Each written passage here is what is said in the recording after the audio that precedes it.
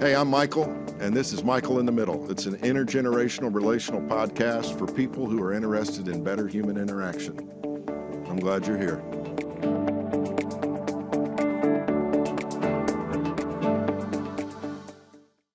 Well, I don't know if you ever wore number 19 playing any of the sports that you've played across the years, Larry, but this is episode 19 of Michael in the Middle. And man, I'm so glad you're here.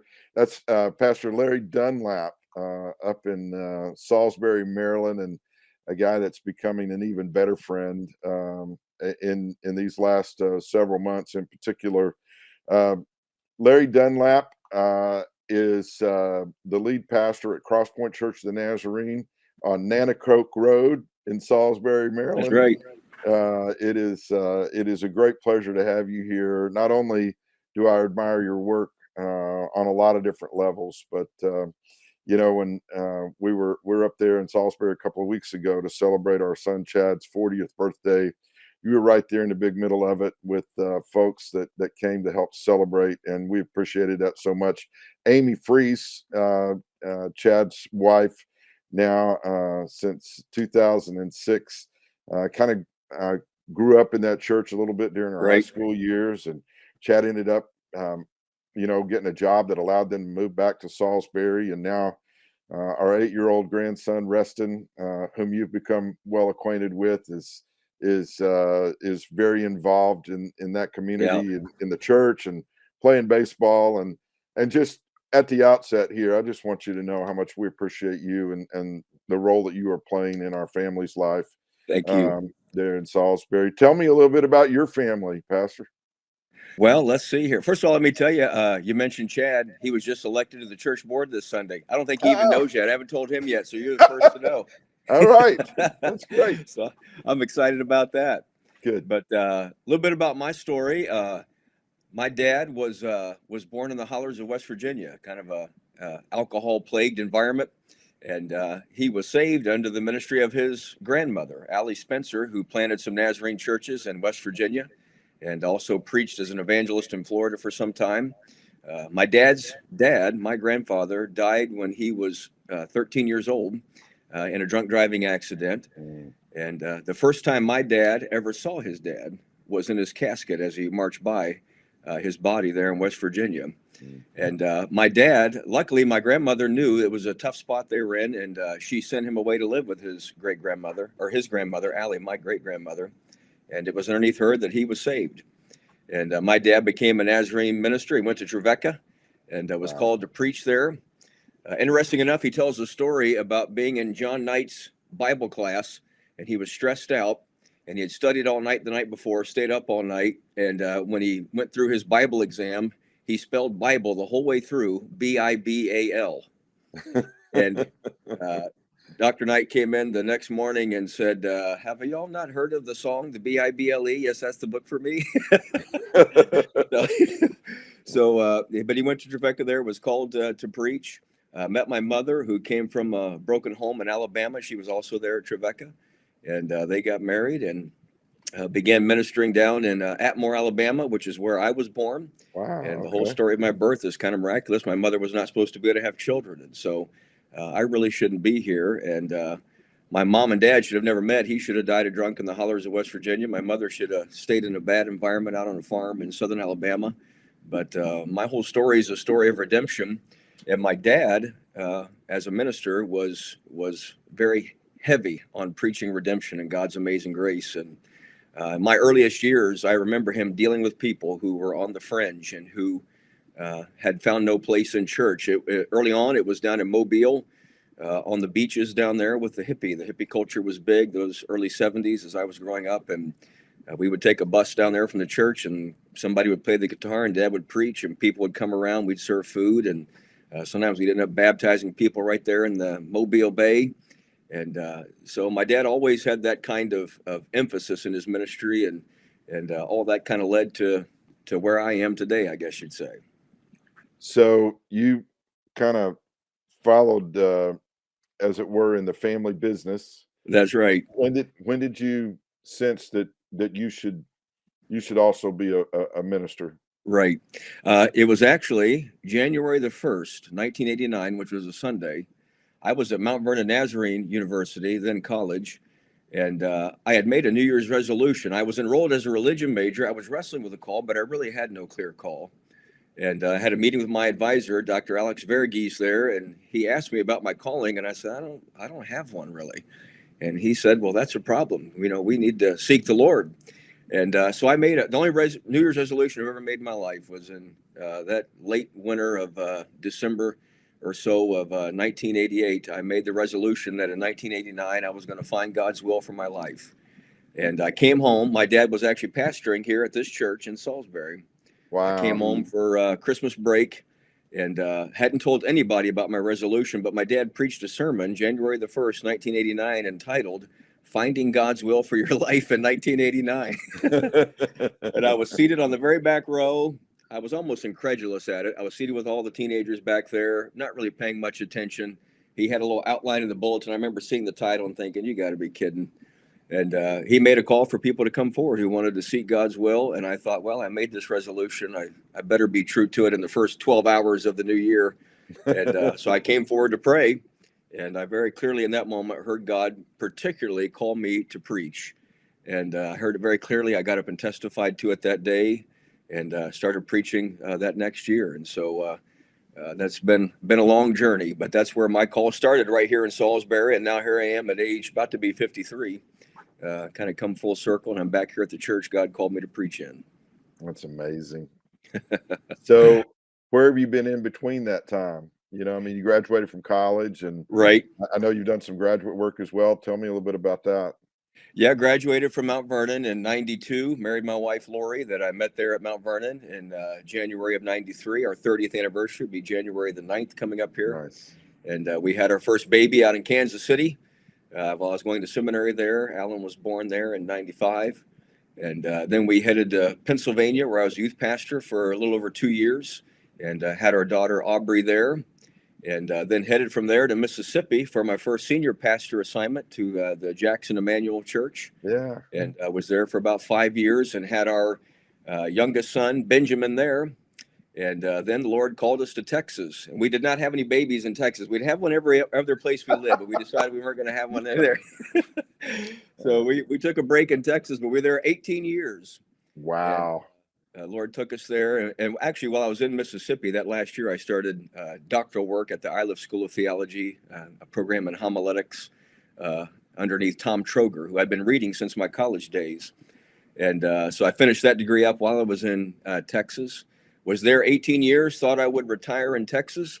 And on November the 18th of, it would have been 2019, I was doing my morning devotions. I've had a practice of just praying in the morning, reading the scriptures in the morning. And in that moment, I felt God's kind of challenged me and said, you need to surrender to me. And I thought, Lord, I thought I had. I'm willing to do whatever you want me to do, And that evening, Lori and I were sitting on the couch, empty nest. All the kids were gone. We were sitting on the couch talking, and my phone buzzed, and it was David Bowser. And Lori said, "Who's that?" And I said, "I think he's a DS back east somewhere, if I remember right." And I looked him up on Facebook real quick, saw he was at Mid-Atlantic District, which I said to Lori, "I think that used to be the Washington District where Dad, pastored back in the day." And he was asking for my email. So I sent him a note and said, here's my email. I think my dad pastored on that district. It was the Salisbury Church. And he responded to check your email. And that began the call. And interesting enough, we had several other calls. And I had pursued them, thinking the Lord was going to take us somewhere. And each time Lori said, we're not going there. She just kind of knew instantly. And I kind of did too, but I just kept pursuing it.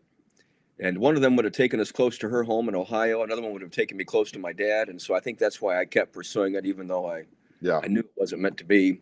But in that moment, when we got the call about Salisbury, we both just looked at each other and said, I think the Lord's taken us to Maryland. I think we're moving to Salisbury. That's awesome. By the time I came home from the office the next day, Lori was already saying, hey, I found some cute houses in Salisbury.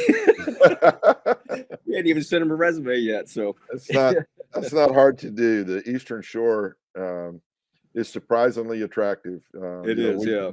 When we drive, or even when we fly into Baltimore, Washington area, cross the Chesapeake Bay Bridge, and there's just something about as you get over there onto what they call the Eastern Shore there, it's like Right. you're in a completely different place, and For sure. the Yeah. land levels out, and it for me it does what almost any beach area does. It begins to kind of calm me down a little bit and Right. make me want to take a big deep breath and enjoy For sure. the sights and sounds of areas like that. Well, you Yeah. mentioned Texas, Yes. and Texas is, I mean, I've known of Texas all my life. My mother was a Texan, Right. and my brother's been down there since 2000, and so we're pretty well acquainted with the geography out there. I mean, Right. for people on east of the Mississippi River, they think some of their places spread out far and wide. When you get out into West Texas, where you were in Amarillo, you can drive for a day or two and still not get out of the state. Right. So, Yeah. you were in Amarillo, right? That's correct. Did you ever try the 72-ounce steak challenge out there? I never did, but I knew people that did it, and a couple of them finished it. Oh my word. Yeah, that's just an amazing area out there. I wanted to, maybe this will offer us a segue. We'll talk about some of the other things in Salisbury as well. But your role as pastor has not just been about preparing for a sermon on Sunday morning or making hospital calls. What I know about you is that you're really interested in things that happen within the community, and Right. maybe people who aren't really a part of your church congregation at the moment, but you feel a sense of calling. And so Right. I learned of Cactus Nazarene Ministries through a young Trevecca graduate by the name of Dana Franchetti, whom you know. Right. But I didn't know until recently that you actually were led of the Lord to help found that ministry out there. I would love for you to tell the folks, because here on Michael in the Middle, I try to let people in on how people got in the middle of doing something good, Right. and Cactus is certainly one of those kinds of examples. Tell me about Cactus Ministries out there. That's an amazing story, Michael. It's been one of my greatest privileges of my ministry to be involved out there, and I can literally take no credit for what is there, because the way you described it, you just end up in the middle of something. That's what Cactus is to me. In 2000, and I believe it was 2008, a tornado hit the little town of Cactus, Texas, town of around 4,000 people, 125 different dialects spoken there in that town of 4,000 people. And I saw the reports on the news. It was right around Easter time, 2008.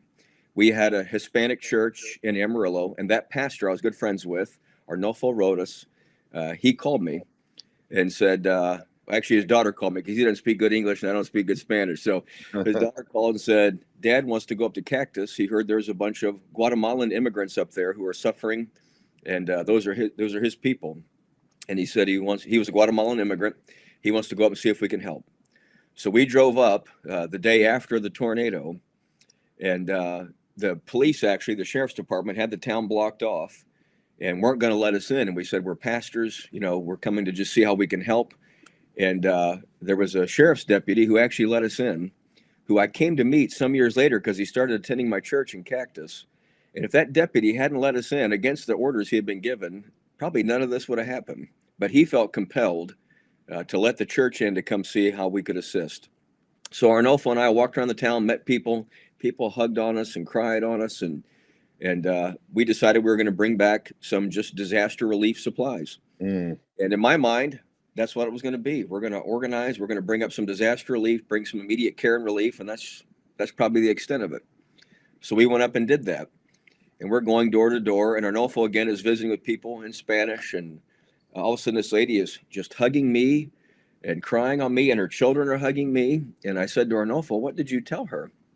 He said, "I told her we're the Nazarenes, and we're coming to help." And I said, okay. And so he said, in those moments, I think we need to plant a church up here. And so I said, okay. So it was really his vision. And so I said, you find the facility and we'll rent it for you and we'll help in any way we can. And so we rented a little storefront and started a church in what was an old laundromat and restaurant. And he would go up there every week. His church packed up an entire band and brought everything and went up there every Sunday night and held a service in this little storefront right on Main Street in Cactus.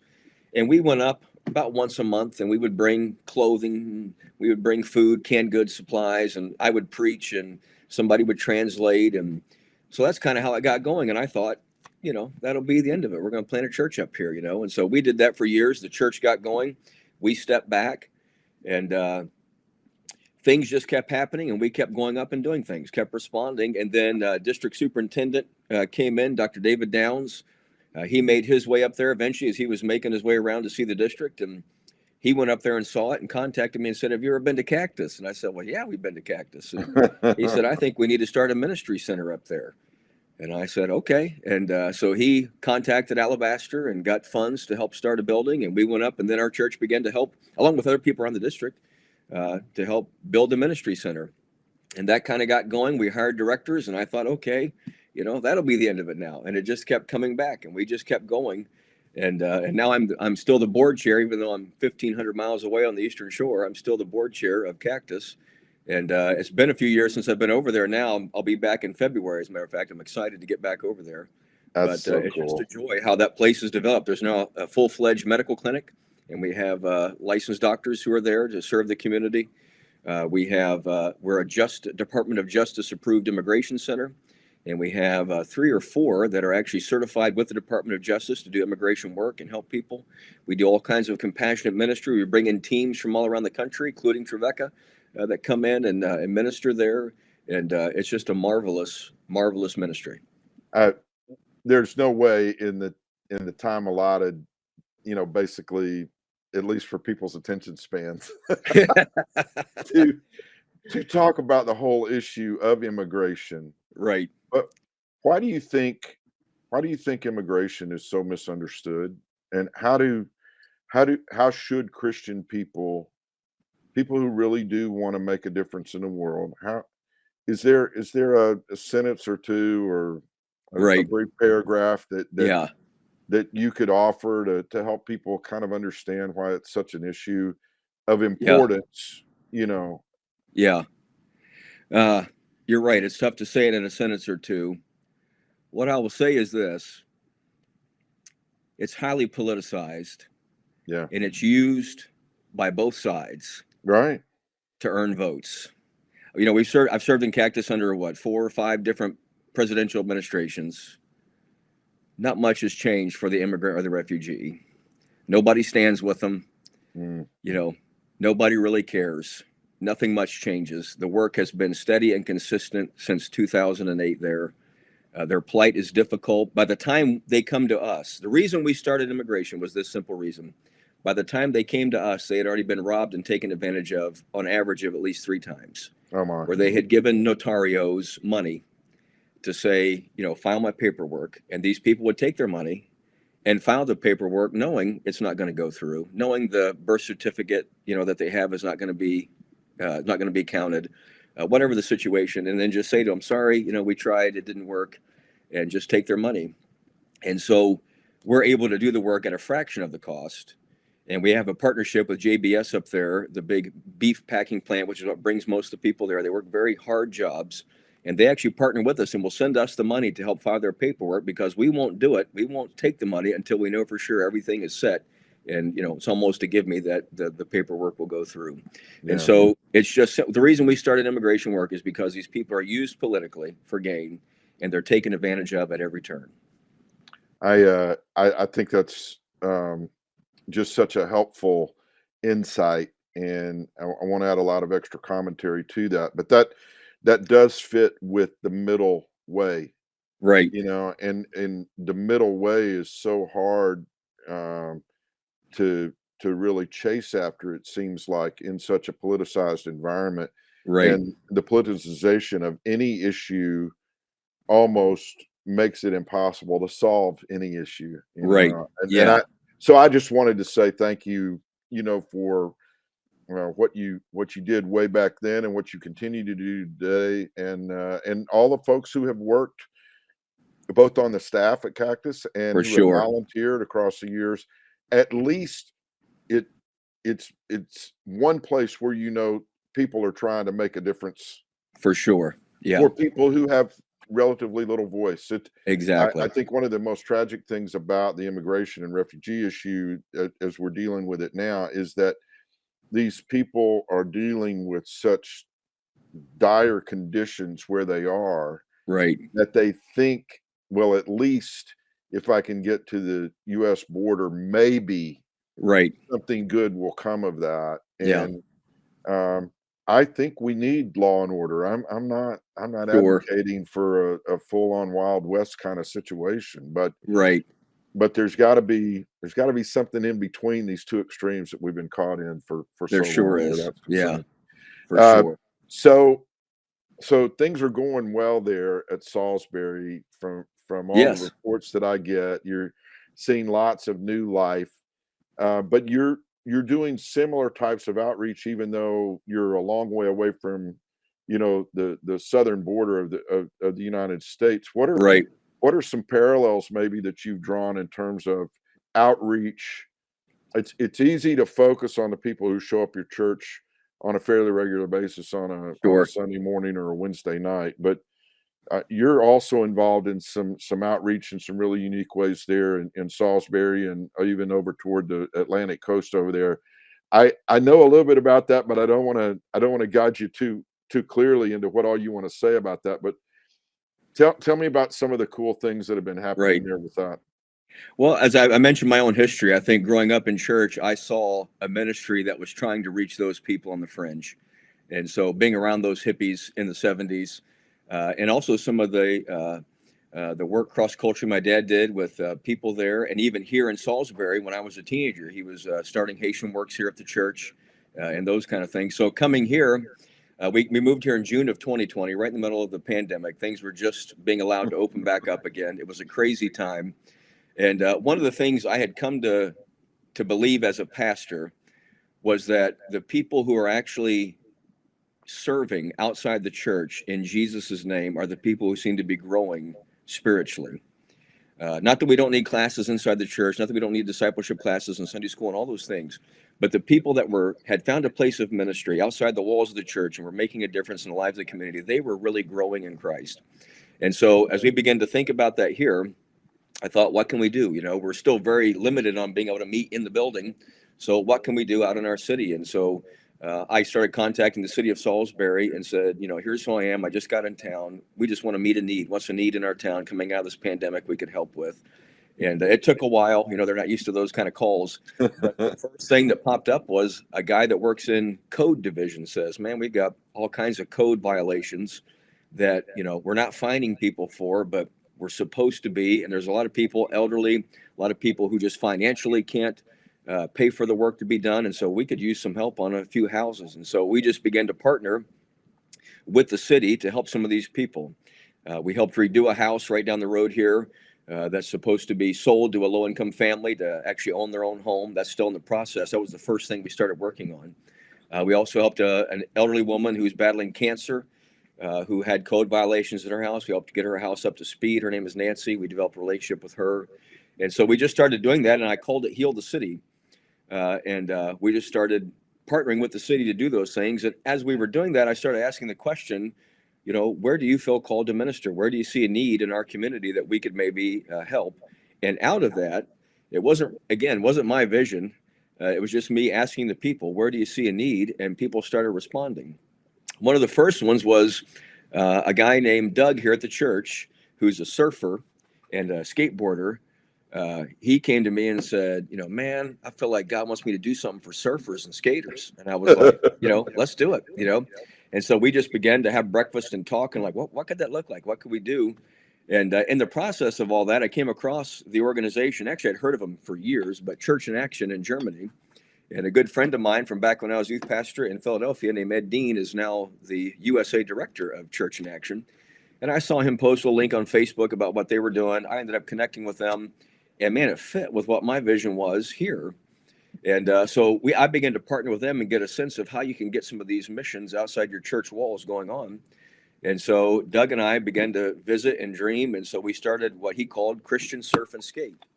And so he has some skate ramps at his home, So we went through the process of getting all the legal stuff of, the dangers of skateboarding and getting our insurance company to get on board and cover all that. Yeah. And we started Christian Surf and Skate. And we also bought Doug a propane portable pizza oven. He's got a van that he works out of, that he also takes all of his surfing stuff in there, wetsuits and boards and things to cook on. And so he goes out to the beach wherever the waves are hitting, and he'll pop out the propane oven, and start cooking pizza. He got a little partnership with Burn Pizza over here near the coast, and that guy will give him pizzas already made up. He just has to cook them. And so he throws these gourmet pizzas in the oven. These surfers are out there. You get hungry when you're in the water. Plus, a lot of them are, smoking funny little cigarettes that give you the munchies, right? So they come out on the beach and they're hungry and they smell pizza. They come around and Doug serves them pizza and talks about Jesus and just ministers to people that way. In fact, we have a meeting here mid-January to talk about possibly planning a church over there on the beach that would just be like surf church, where some morning, wherever the waves are hitting, we're going to be there. We're going to read the word and sing some songs together, and then we're going to do a paddle out and surf and pray and call it a day, kind of a thing. So that's how that one got started, and it's led to a bunch of other different missions here in our city. Doug thinks. I guess he's standing on holy ground a lot, right? Because he, take off your shoes, you're standing on holy ground. That's right. I love it. I absolutely love it. No, it's so cool. And I couldn't have started that if I wanted to. Those guys, well, you wouldn't have thought of it probably, And but Doug, they already know him, and I mean, he just draws them in. He speaks their language. He knows he loves that culture. It's how he grew up. It's kind of what saved him out of a difficult upbringing, and got him where he is today. And so it's cool to see how that happens. That is so cool.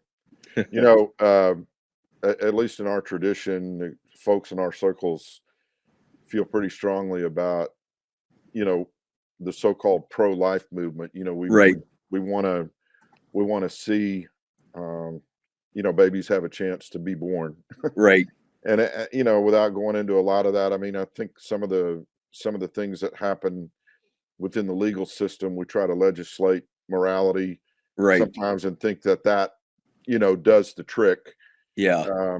But there are a lot of nuanced situations in the lives of people too. And I know you've been reaching out to folks there who in one case, trying to decide whether or not to even move forward with a pregnancy. Right. How do you handle that kind of thing, as a pastor? And you may have a couple of examples that you would feel comfortable talking about along these lines. But how do we do a better job of navigating that in a way that is meaningful beyond just saying a baby needs to be born? Right. It's again one of those highly politicized things, right? And so you got two sides screaming at each other. In all my years of ministry, we've been able to help young women in difficult situations by walking through those situations with them. Never by telling them what they need to do or what they should do, but by offering them options, very simply. And so even back in Texas, a situation would come across our path, and we would partner with this young woman to help do what she wanted to do. Many of the circumstances I've come across over the years are women feeling like they're being forced to terminate their pregnancies. Either a boyfriend that doesn't want them, a family that doesn't want them to have the baby. And one of the missions we started here is called Hope for New Life. And it's basically a program that walks through the pregnancy with the young woman and then walks through the first 2 years of the child's life to try to help bring a stable environment by offering help with education, by offering education from everything from job skill to just parenting skills, and then provides resources. We've even provided living places for people who were in a bad situation, abusive situations, who were being forced to do something they weren't sure they wanted to do, terminate their pregnancies, and give them an option. Say, if this is what you want, we're here, we'll help, and we've been able to see that happen, and it's been beautiful. We had one woman who came to us. She was either going to have to move out and she had no place to go, or she was going to have to terminate the pregnancy. And we walked alongside her, and part of the issue was a paternity issue there. They weren't sure whose the baby was. And so we had the funds given for our Heal the City missions, And so we paid a couple $1,000s to have a paternity test done while the baby was still in the womb. Mm, It was this man's baby who was telling her to terminate or mm. to move out. And so we met with him, and he decided, hey, you know what? It's my baby. We'll do this. And so we partnered with them. We had a baby shower for them and helped them. And we're still walking with this young woman, this couple. And in fact, she bought a little christening gown for the little girl, and we're going to baptize her soon here at the church. And so that's one situation. Another girl was raised in a very, very conservative, uh, you know, strict Christian home. Her family are immigrants, and they kicked her out of the house. She was pregnant. She's young. They kicked her out of the house and wanted nothing to do with her. And she was on the streets. And so we were able to find a place for her to live. We had a gender reveal for her, which was so awesome. And she didn't know what the baby was yet, what the gender of the baby was. We had a Sunday night gathering, and we had a gender reveal for her with the whole church there. And we have these pictures where she's just beaming from ear to ear. And in terms of ministry highlights, that's got to be like in my top 5. Just that look on her face awesome. in that moment was just amazing. And she's due here. She's coming up. She's due about the same time my granddaughters do, coming up here in January. And so I'm so excited to see this little baby. So it's a little girl too, just like my granddaughter. So I'm excited to get to celebrate with her. And again, we're just still walking alongside her to help support her during this time. Why do you think it is that people struggle to see the hope that's involved in making decisions like that? Right.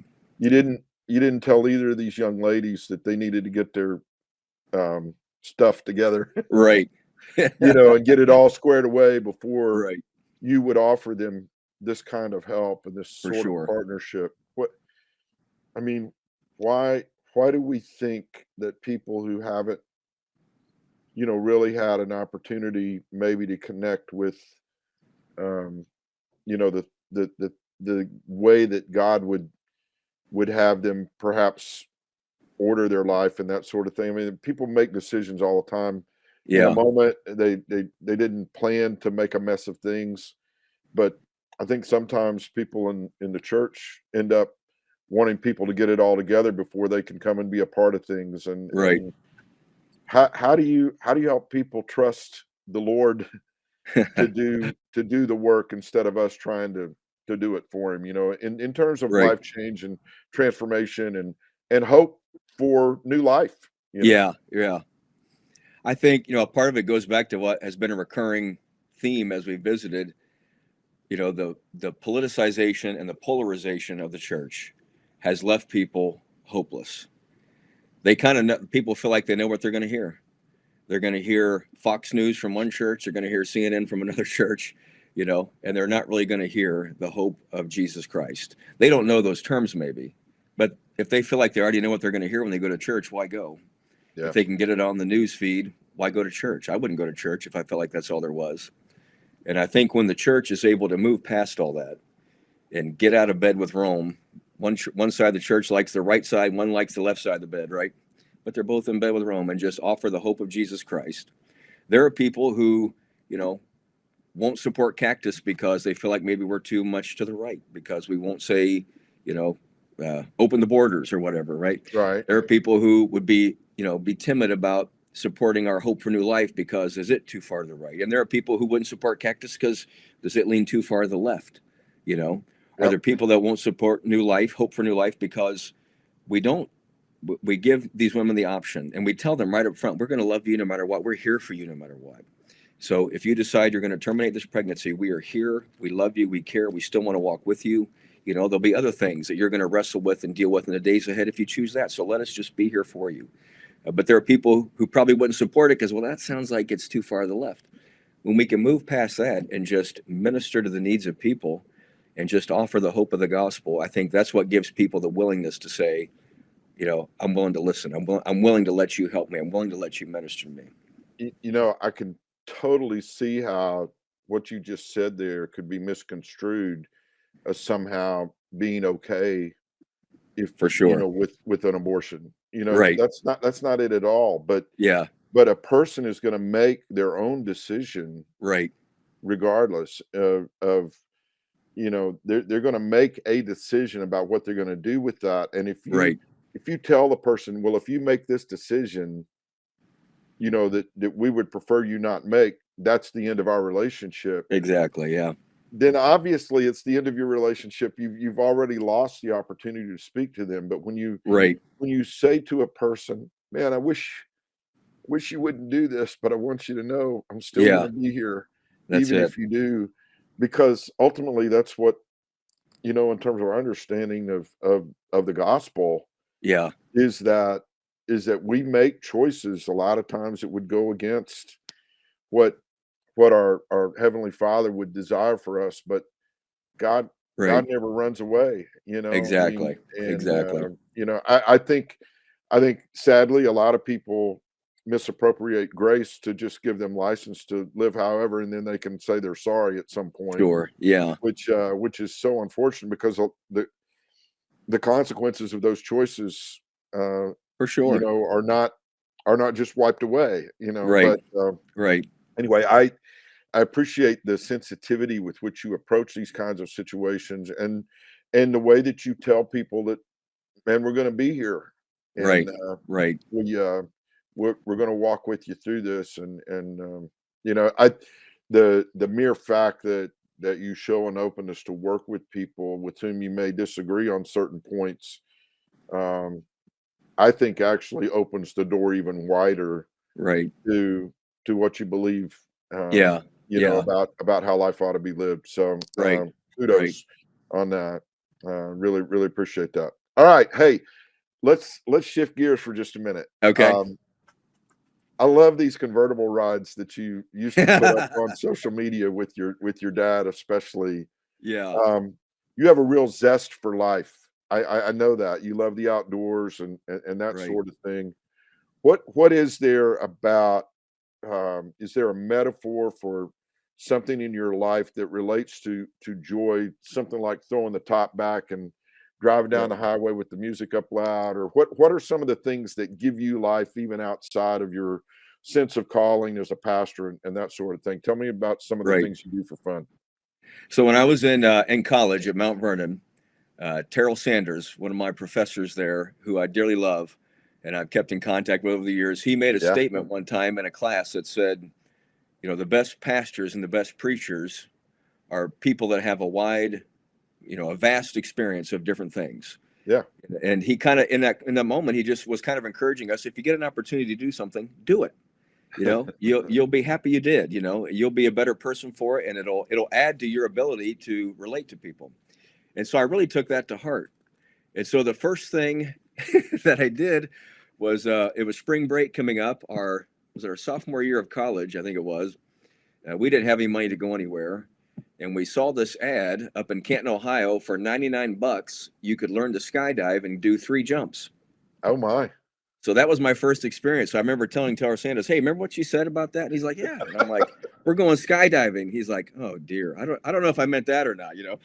But so that's kind of been my approach since then. If there's an opportunity, I like to jump on it and just take the opportunity. And so that kind of started it. And everything from the convertible rides you mentioned to, if there's I love watching the sunsets here on the Eastern Shore. I loved it in Texas too, just big open sky. And you can Yeah. almost see California, as you look west. Yeah. And then here you get to watch that sunset in the water over here, like on the Nanticoke River, and just beautiful. So just living in the moment and taking advantage of whatever whatever opportunities God places in front of you. And when we were in Texas, I got into hiking in Palodero Canyon. It's a canyon that's 1,000 feet deep, 120 miles long. I hiked every mile, every inch of that canyon more than a dozen times, probably over the Wow. years there. And in the process of that, we were close to the foothills of the Rockies there in New Mexico. And so we took a men's trip, and we were thinking over to New Mexico, and we asked, what could we do? I said, let's see if we can take a cool hike somewhere. And I looked up what's the tallest peak in New Mexico, and it was Wheeler Peak. And I said, let's climb Wheeler Peak. We're going to be right there. We were planning to camp out near Taos, and Wheeler Peak's right at the top of the Taos ski valley. And so I said, let's go climb Wheeler Peak. And so we did it. We took a bunch of guys up there, and some made it, some didn't. It's 13,161 feet. Oh wow. And so that was the first time I got on top of a mountain, and I was hooked. And I soon got my 2 sons on top of Wheeler Peak. And then we started going to Colorado, and we climbed Mount Elbert, the tallest one there, which is 14,434 or something like that. And now we've done, my oldest son and I, Alan, who's the youth pastor here with me, we've climbed 22 or 23 different 14,000 foot peaks in Colorado. And, my wife will tell you, when I'm on vacation, I don't stop. I'm always looking for something to go do. What's something I could do while I'm here? I recently went to Phoenix for a little, for some meetings, and I was asking, what could I do in Phoenix? And your son, Chad, said, you should go hike Camelback Mountain.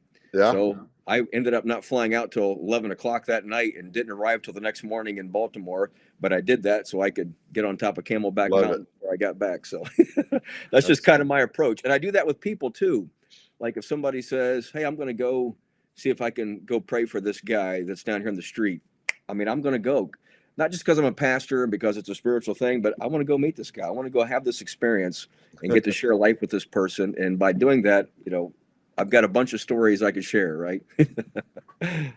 You have found a way to perfectly illustrate, in a sense, for me, what it means to, whatever your calling is. Yours happened to be a vocational pastor, but I mean, one of the reasons I'm doing this podcast, and I repeat myself from time to time, is that I want people to realize that when they get in the middle of a situation or an opportunity, they can make a difference in somebody else's life. Right. And when you make a difference in somebody else's life, man, it changes yours as well. For sure. It gets messy sometimes. Yeah. It's difficult sometimes. For it doesn't sure. always end up the way you want it to. Right. But man, at least you gave it a go. You didn't just Exactly. You didn't just sit there, Yeah. And, right. Exactly. Again, Sarah and I are so appreciative of the role that you're playing in the life of our family who live there and are part of your church, and even beyond that, just what we see God doing through you all there in that area of the country. And I just really appreciate you a lot. And I want to one of these days get in a convertible with you and just drive somewhere. I think we'd have a blast. We'll do it. We'll catch a sunset. I've had 2 convertibles, that were our vehicles for a period of time. Right. But now that I've been able to travel a little bit and get some status with National Car Rental, I don't know how many convertibles I've rented, and even if the weather forecast isn't great, I'm still going to find a way to put the top down for it, even if it's 10 minutes. I love, we love the wind in our hair, That's right? right. I mean, so anyway, man, Larry, so good to have you here with us. What's if you wanted somebody to have just a takeaway from these few minutes we've spent together, what's a parting shot maybe for folks who know you or are just meeting you for the first time? What's one more thing that you'd want people to know before we draw this to a close? I would just say, turn off the noise. Look at the people around you. Listen to them. I feel like as I minister and talk with people around me, I feel like things are getting better and better. I feel like people are making decisions and trying to do the right thing. I feel like people are open to doing the right thing. So just turn off the noise and listen to the people in front of you. Listen to their stories and share your story. And I think that's where you'll find the real hope. The prophets have been speaking since of old of what's coming, of what is, and it is coming. Just open your eyes and open your ears to those around you. That's awesome, man. Well, hey, folks, thanks for being here with us. Episode 19. Can't Number believe 19. We're already there. Our youngest son Austin is a big Steely Dan fan, and I just maybe that'll be the title for this episode. I don't know. Hey, 19. I don't even know what that song's about. Maybe it's not socially redeeming enough. But boy, it sure was a catchy tune. I know that. But thanks for being here, Larry, and thank you for joining us. Those of you who are listening or watching on YouTube, Michael in the Middle really is about trying to find ways for us to be involved in better human interaction. And I sure feel encouraged based on this conversation here today with our friend Larry Dunlap. We'll see you next time. So in addition to the Michael in the Middle podcast, I'd also like to let you know that I'm available for speaking engagements either to a group, churches or civic organizations, particularly in the area of generosity. But I'm also very interested in the idea of encouragement. This is a world that bends itself toward beating other people down, beating other people to the punch, beating other people to the prize. And in a world that is so polarized, discouragement and despair seems to be at an all-time high. We hear about mental health issues for folks. We hear about people that just don't know that there's much to live for. I happen to believe in a realistic sort of way, because I know that life is difficult at times, but I believe that an encouraging word, well-spoken and timely fit, makes a huge difference in the lives of others. So I'm available to speak to your team in your organization about the value of being generous with your encouragement of others. And I'd love to share, with your group or organization, particularly along those lines.